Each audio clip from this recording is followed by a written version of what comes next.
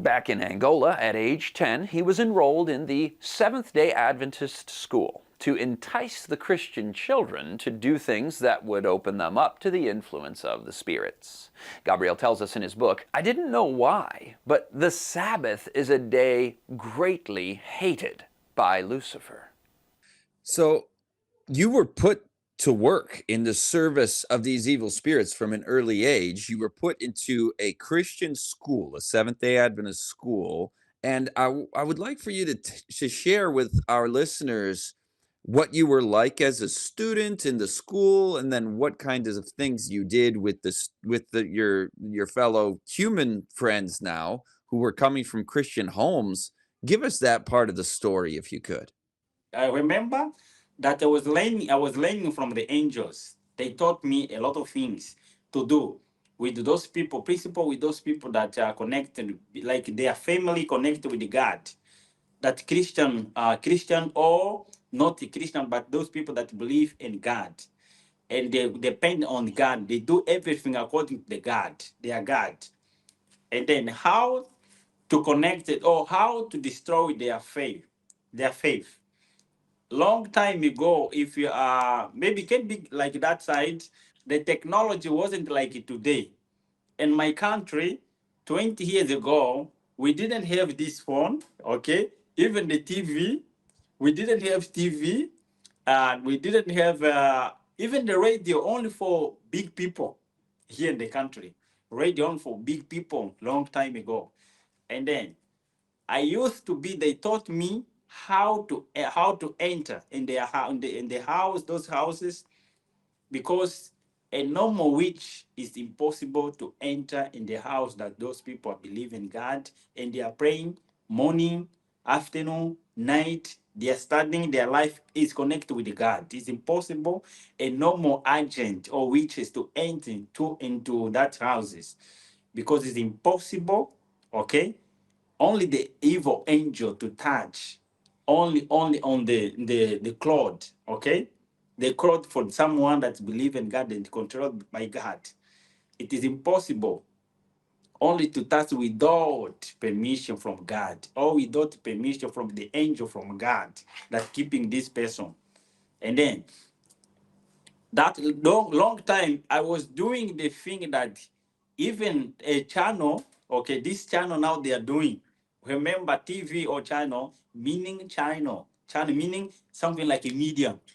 Someone can talk to you, like in the thing that we are doing here. I'm very far, but we are connecting because of the channel, because of this technology. Okay, long time they used to be. I used to be like a channel, how to talk with the kids, how to teach kids if they want to connect with the spirit, how to use this, how to teach this kid to connect with the spirit, to receive the spirit to their heart, to their mind, to their heart, to their soul, how to keep them or how to receive. I used to teach them how to sing, how to cry, how to play, to do things that when they are, if they, this kid is supposed to follow me, the thing that I'm doing, meaning they receive the spirit. But some of them, their fathers or their parents used to pray before they leave their house. They used to pray, they used to study their Bible, but when they are in the school, the angel that was with them was protecting them. Some of them, they was protecting them to say, don't do that. You can't play with this one. Stop here, you can't. Others, sometimes the angel allow because those kids was powerful to answer to say, no, my mom and my dad told me not to do this thing because this thing is not good for God. As a student, Gabriel explains in his book that he was just quiet and behaved well, and this earned him the power to be class monitor. And when he did speak, the spirits would actually speak through him and answer academic questions beyond his knowledge so that he would get advanced to the next grade up. His spirit friends would supply him with money to help with the needs of other children in order to win their confidence. The other children thought he was a good kid and they trusted him. Of course, he abused that trust to teach them how to communicate with the dead. He also tried to teach them not to trust their parents' teaching. Do you believe in God only because your parents have taught you? Have you ever seen him? Or is he just a product of your parents' imagination? He would engage in magic, such as disappearing or jumping off a 5-story building and reappearing right behind them alive.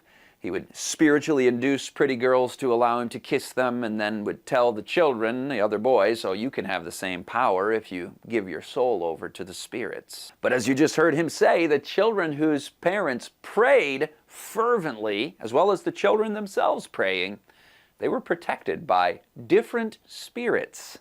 And he was unsuccessful, always, no matter what methods he used. He knew that if they cling to their Lord, there is nothing he and his spirits can do to them.